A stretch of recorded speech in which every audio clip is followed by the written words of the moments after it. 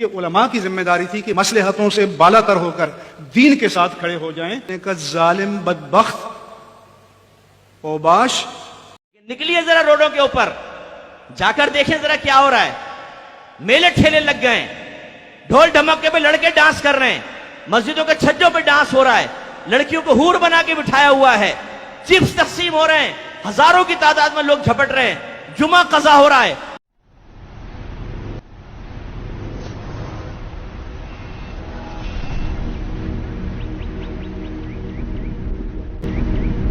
السلام علیکم. امید ہے مزاج بخیر ہوں گے, اپنا اور آس پڑوس کا ڈھیر سارا خیال بھی رکھ رہے ہوں گے. آپ دی میڈیا میں خوش آمدید. ناظرین, ربیع الاول کا مہینہ چل رہا ہے, جہاں اس مہینے میں عقیدتوں کے پھول نچھاور کیے جا رہے ہوتے ہیں. درود و سلام آقائے نامدار صلی اللہ علیہ وسلم کی خدمت میں, خدمت اقدس میں پیش کیا جا رہا ہوتا ہے. رحمت للعالمین کے تذکرے سے فضا معطر ہوتی ہے, تو وہاں دوسری طرف کچھ لوگ دونوں طرف سے گولہ باری بھی کر رہے ہوتے ہیں, ایک دوسرے پر فائرنگ بھی کر رہے ہوتے ہیں اور نفرتوں کے بیج بو رہے ہوتے ہیں. تو یہ انتہائی بری بات ہے. یہاں سب سے پہلے میں آپ سے بھی عرض کروں گا اور الحمدللہ اپنے بارے میں بھی یہ وضاحت کر دوں کہ میں متعصب نہیں ہوں. اس کی ایک بہت بڑی دلیل یہ ہے کہ میں جہاں جاتا ہوں اور نماز کا وقت ہوتا ہے, کسی بھی نماز کا وقت ہوتا ہے, تو جو مسجد قریب ہوتی ہے, دستیاب ہوتی ہے, چاہے وہ دیوبندیوں کی ہو, چاہے وہ بریلویوں کی ہو, چاہے اہل حدیث کو کی ہو, سب کو مسلمان سمجھتا ہوں اور وہاں نماز پڑھتا ہوں. اور میں نے نماز پڑھی بھی ہے بارہا دیوبندی بریلویوں کی مساجد میں اور اہل حدیث کی مساجد میں. اس لیے جو کوئی بولنے والا ہے تو ڈائریکٹ اس پر فتوے داغ دیے جاتے ہیں کہ یہ تو فلاں کا ہے یا فلاں کا ہے.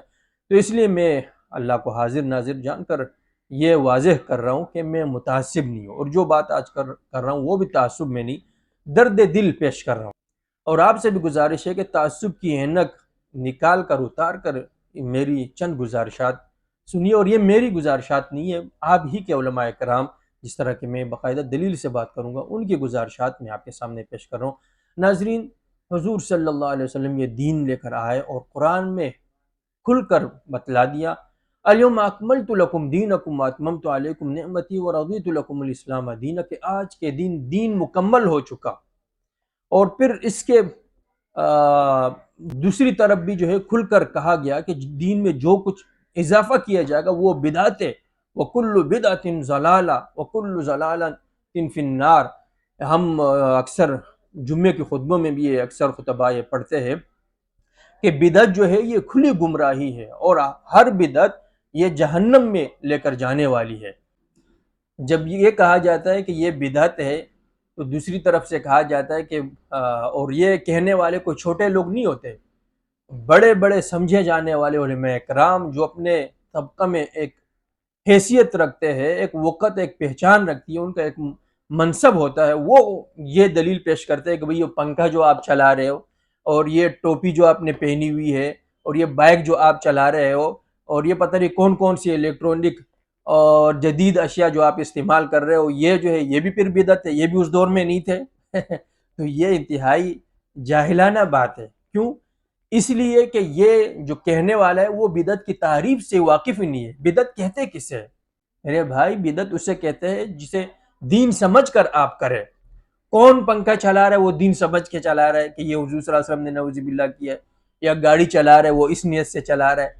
تو بدعت کی تعریف آپ دیکھیے, اس میں ایک اس کی شرط یہ ہے کہ دین سمجھ کر کیا جائے. تو یہ چیزیں جو کی جاتی ہیں میرے بھائی, میرے دوست, تعصب کے اینک ایک بار پھر آپ اتار کر یہ دیکھیں, یہ دین سمجھ کر کیے جاتے ہیں. یہ تمام کام کہ بھئی چراغا کیا جائے, اس طرح کا اہتمام کیا جائے, نعوذ باللہ حضور صلی اللہ علیہ وسلم اس میں تشریف لاتے ہیں, اس طرح کے عقائد بنائے گئے ہیں. اور یہ میں درد دل اس لیے پیش کر رہا ہوں کہ سال بسال اس میں اضافہ ہو رہا ہے. اضافہ اس لیے ہو رہا ہے کہ آپ کی طرف سے جس طرح یہ علماء کرام, مفتی منیب الرحمان صاحب ہو گئے, دیگر علماء کرام ہو گئے, وہ اس کا رد بیان کر رہے ہیں, تو اس طرح اسی شدت سے اس کا رد ہونا چاہیے. شدت سے رد نہیں ہے, دوسرے کی ضد میں یہ کیا جا رہا ہے, تو اس میں مزید اضافہ ہوتا جا رہا ہے. تو اس لیے علماء کرام کو چاہیے, جس طرح مفتی منیب الرحمان صاحب اس کا رد کرتے ہیں. آئیے دیکھتے ہیں مفتی منیب الرحمان صاحب اس مروجہ میلاد کے بارے میں, جلوسوں کے بارے میں وہ کیا کہتے ہیں. میلاد النبی کے جلوس نہ ضروریات دین سے ہے اور نہ ہی ضروریات مسلک اہل سنت والجماعت سے ہے.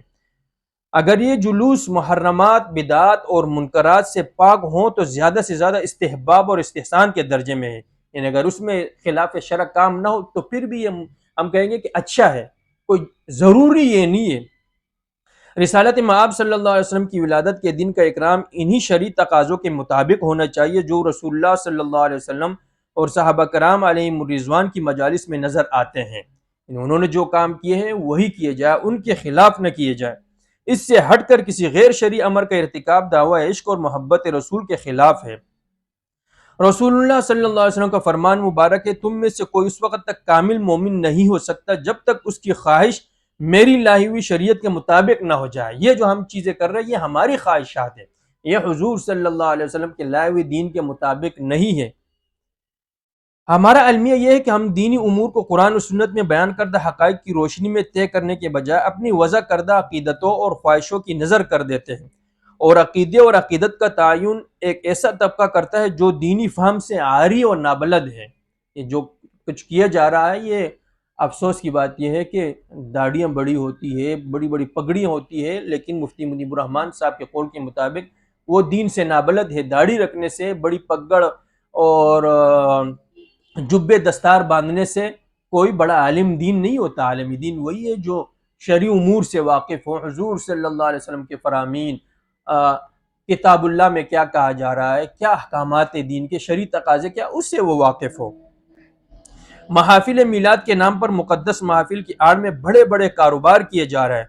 بعض مقامات پر نعت خوانوں اور شعلہ بیان مقررین جن کی اکثریت موضوع روایت کا سہارا لیتی ہے، یعنی من گھڑت، ان کی ایجنٹوں کے ذریعے لاکھوں میں بکنگ ہو رہی ہے۔ گانے کی دھن پر بنائی گئی موسیقی اور آلات موسیقی کے ساتھ نعت پڑھنا، پڑھوانا اور سننا سب ناجائز ہے۔ ناجائز یعنی دین کے نام پر۔ مفتی منیب الرحمن میرا قول نہیں ہے، آپ کے مفتی منیب الرحمن صاحب یہ کہہ رہے ہیں کہ یہ دین کے نام پر ناجائز امور کا ارتکاب کیا جا رہا ہے۔ جب گمراہی اس حد تک پہنچ جائے اور تو علماء کرام کو تمام مصلحتوں سے بالاتر ہو کر شدت کے ساتھ اس کے خلاف آواز اٹھانی چاہیے۔ تو جب تک اس کے خلاف آواز نہیں اٹھائی جائے گی تو یہ سال بسال یہ بڑھتا جائے گا، اور مفتی منیب الرحمن صاحب نے جس طرح درد دل بیان کیا کہ یہ ہم اپنی خواہشات کی اتباع کر رہے ہیں۔ عورتیں، ان کے ویڈیوز بیانات بھی سامنے آئے ہیں کہ مخلوط محافل ہوتی ہے جس میں عورتیں اور مرد جو ہے باہم ملے ہوئے ہوتے ہیں اور جسم سے جسم ٹکرا رہا، تو یہ انہی کے اقوال ہے۔ تو میرے بھائیوں دوستوں، دین کے نام پر آپ کوئی گناہ کر رہے ہیں، اللہ توبہ کی توفیق عطا فرمائے، لیکن جب دین کے نام پر وہ کیا جائے تب توبہ کی توفیق جو ہے یہ تھوڑی مشکل ہو جاتی ہے۔ تو آج کی محفل میں اتنے ہی، ملاقات تک کے لیے اجازت دیجیے گا۔ اس کے ساتھ ہی اپنا اور آس پڑوس کا ڈھیر سارا خیال بھی رکھیے گا۔ اللہ حافظ۔